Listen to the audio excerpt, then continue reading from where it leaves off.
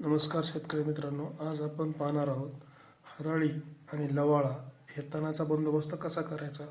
बऱ्याचशा शेतकऱ्यांचा हा प्रश्न होता की लवाळा आणि हराळी हे तणनाशकाने थोडंफार मरतं पण 100% मरत नाही. तर त्याचे कारणे पाहू की हे तण का मरत नाही. तर त्याचं महत्त्वाचं कारण आहे की लवाळा आणि हराळी याचे दोन्हीचे मुळं जमिनीमध्ये 1-1, 1.5 फुटाच्या खाली असतात व त्या मुळावर छोट्या छोट्या गाठी असतात.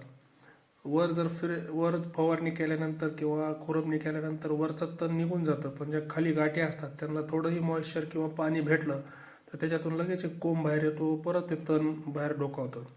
त्याच्यामुळं जोपर्यंत त्या गाठीपर्यंत आपण जात नाही किंवा गाठीपर्यंत आपलं औषध पोहोचत नाही तोपर्यंत आपल्या तणाचं 100% नायनाट होत नाही.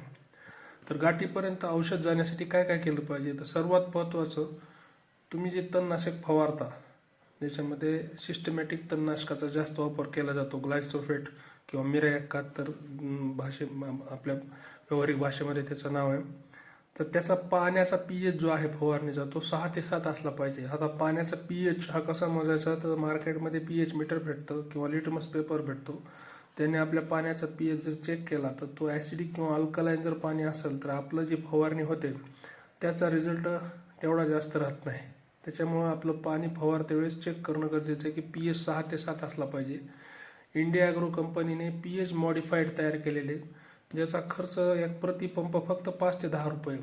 त्याच्यामध्ये आपल्याला 20 लिटर पंपासाठी फक्त 10 ml पीएच मॉडिफाईड जर टाकलं तर त्या पाण्याचा पीएच 6 ते 7 पर्यंत येतो. तर पहिली स्टेप पूर्ण झाली.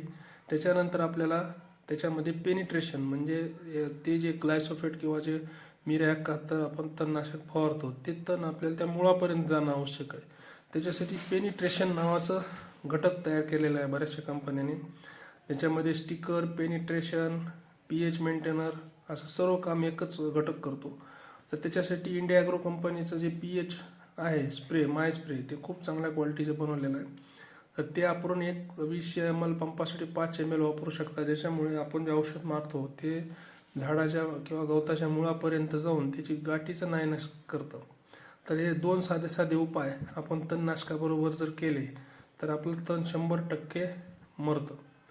त्याच्यानंतर आपल्याला सर्वात महत्त्वाचं म्हणजे खोल नांगरट करणं गरजेचं आहे. खोल नांगरटीमुळं जे तणाच्या गाठी असतात ते वर येतात व मरून जातात. बऱ्याच वेळेस आपण सिस्टमॅटिक हे तणनाशक ज्यावेळेस वापरतो त्यावेळेस बरेच शेतकरी मीठ टाकतात.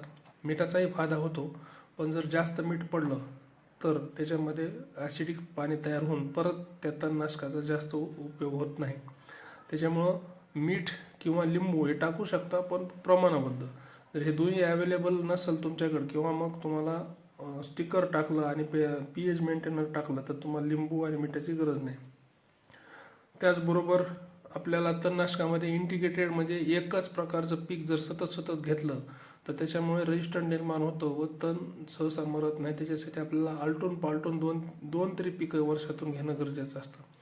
तर अशा प्रकारे आपण तणनाशकाची 100% लायलाट करून आपलं समूळ नष्ट